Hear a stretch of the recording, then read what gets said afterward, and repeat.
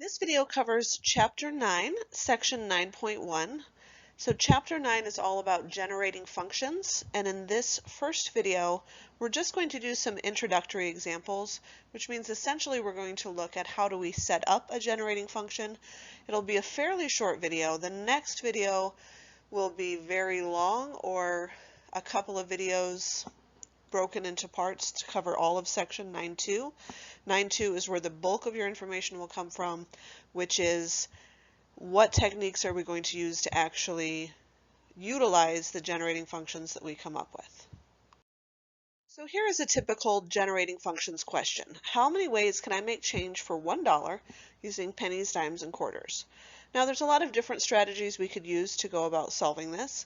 And in fact, we just got done studying the property of inclusion and exclusion. And in doing so, we would have modeled the equation like this. And again, x1 would represent how many pennies we used. Notice there's no coefficient in front of x1.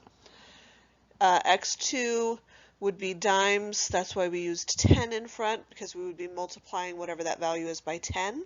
So that it would add up to 100 cents or $1. And same thing with quarters. Notice we're using the 25.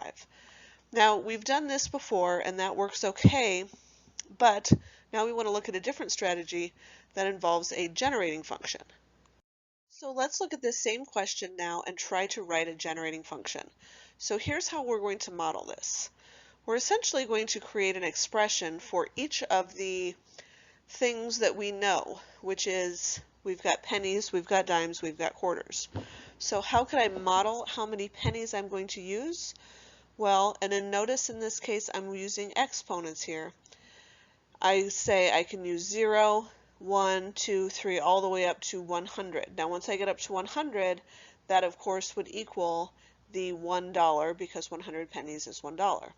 I'm using every number because if I'm using a penny, pennies obviously increase by 1 cent at a time. Whereas if I'm looking at dimes, dimes increase by 10 cents at a time.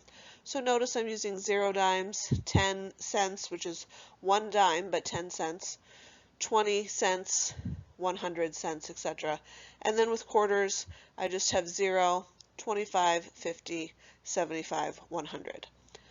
So again, in this section, we're not going to talk about how do we solve the generating function. Right now, we're just focused on how do I write it. And so this would be how I would write that generating function. Notice I have the product of 3 different values. And those values are how I modeled pennies, how I modeled dimes, and how I modeled quarters. So again, we've completed the first step, which is how to write the generating function.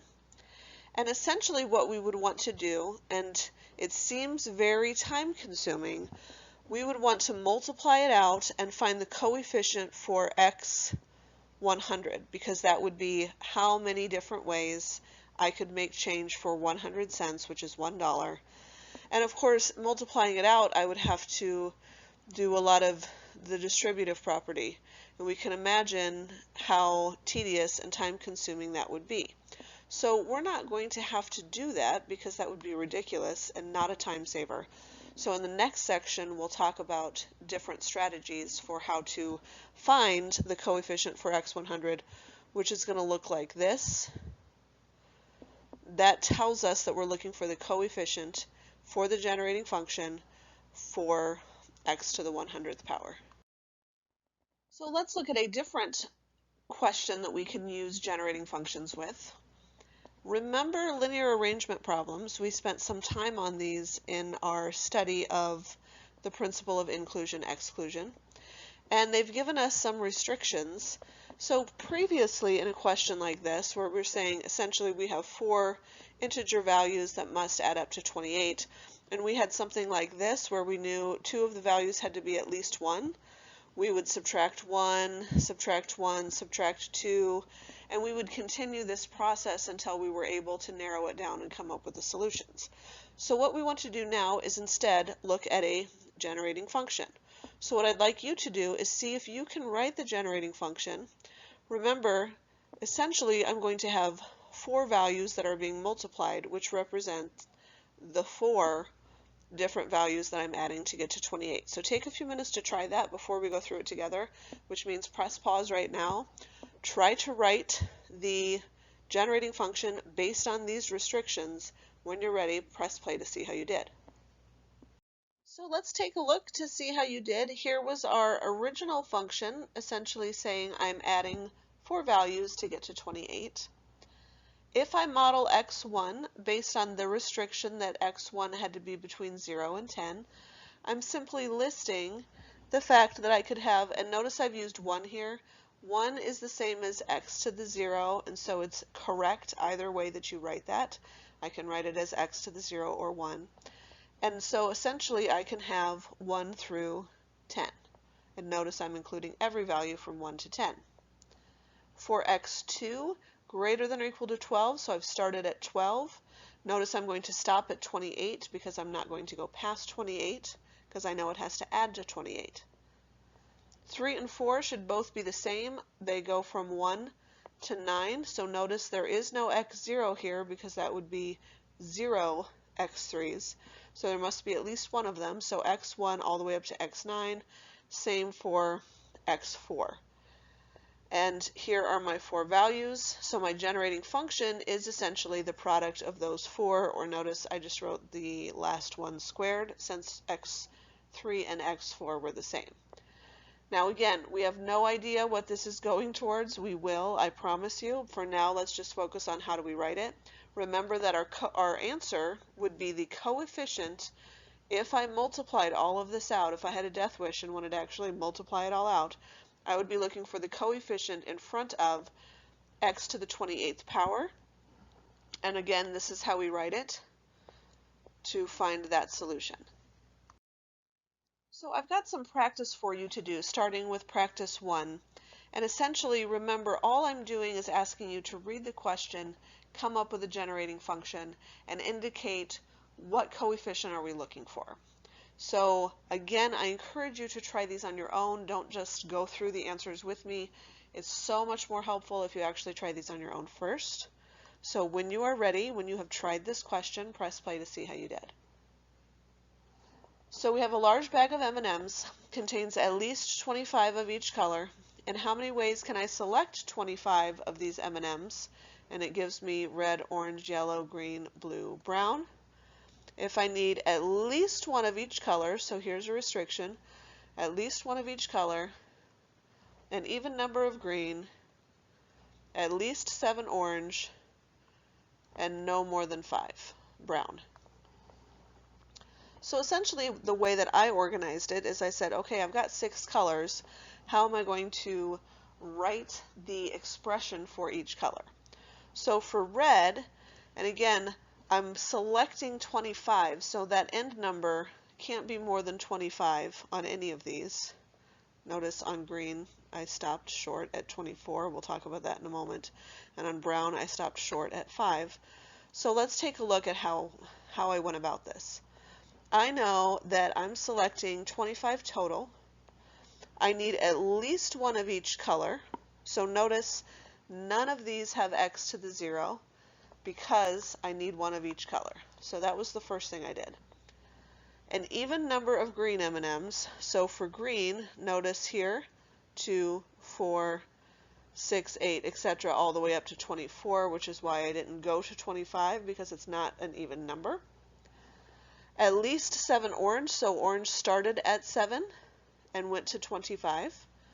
And no more than 5 brown, so again, I stopped at 5 for brown. The rest of them were 1 through 25 inclusive, and that was all 3 of these. So notice when I wrote it, I just wrote it to the 3rd power, and then I wrote the expression for orange and green and brown. And again, my solution is the coefficient of the generating function for x to the 25th, and that is how I would write it. Here's another question for you to try, and notice it's the same question 4 different times, and I am just basically giving you a different restriction each time. So again, take your time, try all of these questions. When you're ready, press play to see how you did. So for the first one, in how many ways can 30 identical pennies be distributed among 3 children if there are no restrictions? So let's take a look at the first one. My generating function is essentially that I could give each child the 30 pennies. So child 1 gets 30, nobody else gets anything. Or child 2 gets 30, nobody else gets anything. Or child 3 gets 30 and nobody else gets anything. That is my x to the 0. So I'm saying they can get 0 pennies all the way up to 30 pennies, and there are 3 children. So what am I looking for? I'm looking for the coefficient of that generating function for the value of x to the 30th power. And again, I could multiply that out if I wanted to, and I'm not going to. Our next video will take us through how to solve these. Now, what's going to change if every child gets at least 1 penny? Well, essentially what's going to happen is this guy's not going to be here because this guy was x to the 0, which means a kid doesn't get a penny. So notice that's the only thing that I changed. I'm still looking for the same coefficient. The only thing I changed is this guy is gone. I started straight at x to the first. C, the oldest child gets at least 10 cents. So that means the other two, we're going to assume is no restriction. So the other two I'm going to set up just like this. But the oldest child gets at least 10 cents. And so notice this is the first 2 children, which could get 0 all the way up to 30 pennies. The oldest child gets at least 10 cents, but again, no more than 30 cents. And again, I'm still looking for that same value. Last one, the 2 youngest children each get at least 8. So now the oldest child is going to be back up here where there were no restrictions. But the 2 youngest children, it will kind of look like this, but I'm going to have an 8 first. So here, this is the oldest, and this is the 2 youngest. That did not look like a Y. You get the idea.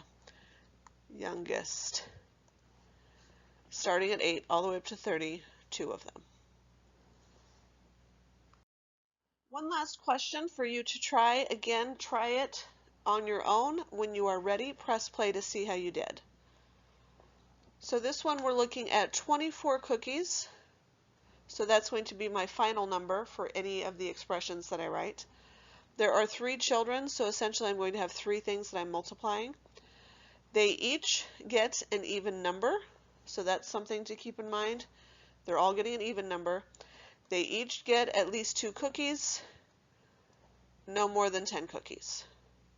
So it looks like each child is going to get the exact same expression.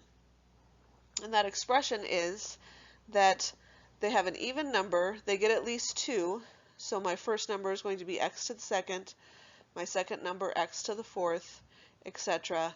And no more than 10, which means they could get exactly 10. And all 3 have the same restrictions. So essentially that's my generating function, is that I've got that 3 times, and I'm looking for the coefficient for x to the 24th. Now I ask, can this be simplified? Well, we're going to look at that in our next video. So make sure you check out video 9.2, which is essentially, why are we writing these silly things called generating functions? How do we use them to actually solve the question being asked? Because we haven't done that yet.